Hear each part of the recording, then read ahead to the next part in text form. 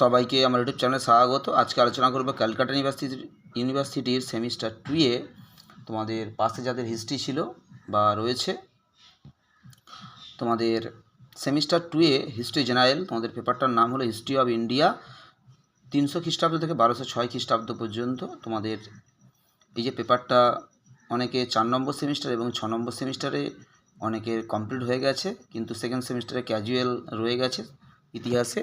তারা এই প্রশ্নপত্রটা ভালো করে দেখো। তোমাদের জন্য ওল্ড সিলেবাসের সিবিসিএসসি বোর্ডের, অর্থাৎ ক্যালকাটা ইউনিভার্সিটির তোমাদের সিবিসিএস বোর্ডের ওল্ড সিলেবাসের সেকেন্ড সেমিস্টারে ইতিহাসের কোশ্চেন 2024 সালের সাজেশন প্রথম থেকে শেষ পর্যন্ত দেখতে থাকো।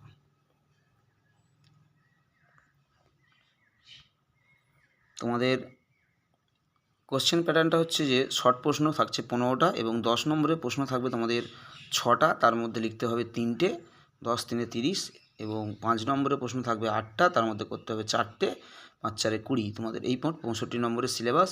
10 নম্বরের প্রশ্নের জন্য তোমরা কোন প্রশ্নগুলো পড়ে ভালো করে দেখো। কৈবর্ত বিদ্রোহ, গুপ্তযুগকে কেন সুবর্ণযুগ বলা হয়, রাজপুত জাতির উৎপত্তি বা উত্থান বিষয়ের বিভিন্ন মতামত বা কারণ, গুপ্ত সাম্রাজ্যের পতনের কারণ এবং ত্রিশক্তি সংগ্রাম কারণ ফলাফল এবং ত্রিশক্তি সংগ্রামের বিবরণ দাও, যে বিভিন্ন পর্বে কীভাবে সংগ্রাম হয়েছিল বিবরণটা দাও।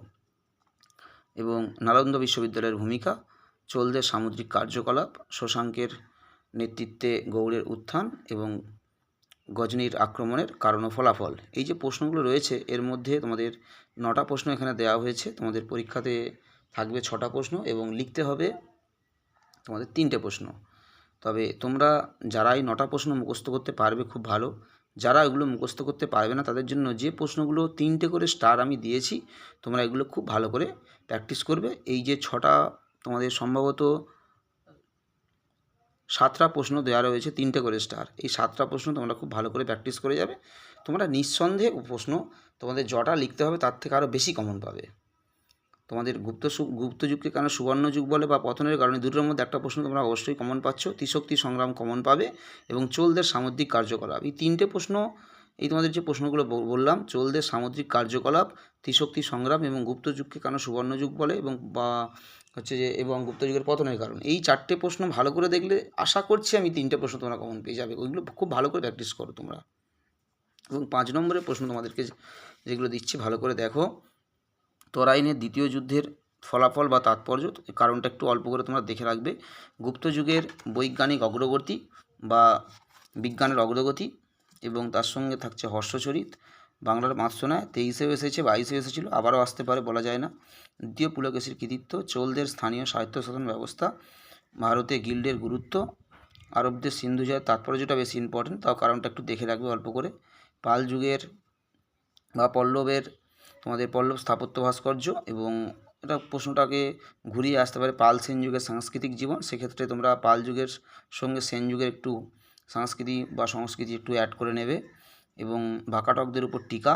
এই যে 3টে প্রশ্ন তাও আমি এক্সট্রা তোমাদেরকে দিলাম এখানে। প্রথম যে 10টা প্রশ্ন দিলাম, এই 10টা যারা মুখস্থ করতে পারবে খুব ভালো, মুখস্থ করতে যারা না পারবে তোমরা বিশেষ করে তরাইনের দ্বিতীয় যুদ্ধ, গুপ্তযুগের বৈজ্ঞানিক উন্নতি এবং চোলদের স্থানীয় স্বায়ত্তশাসন, আচ্ছা পল্লব স্থাপত্য ভাস্কর্য, বাকাটকদের উপর টিকা, এই প্রশ্নগুলো তোমরা খুব ভালো করে প্র্যাকটিস করবে। এগুলো খুব ভেরি ইম্পর্টেন্ট, এই প্রশ্নগুলো এগুলো তোমরা ভালো করে দেখবে।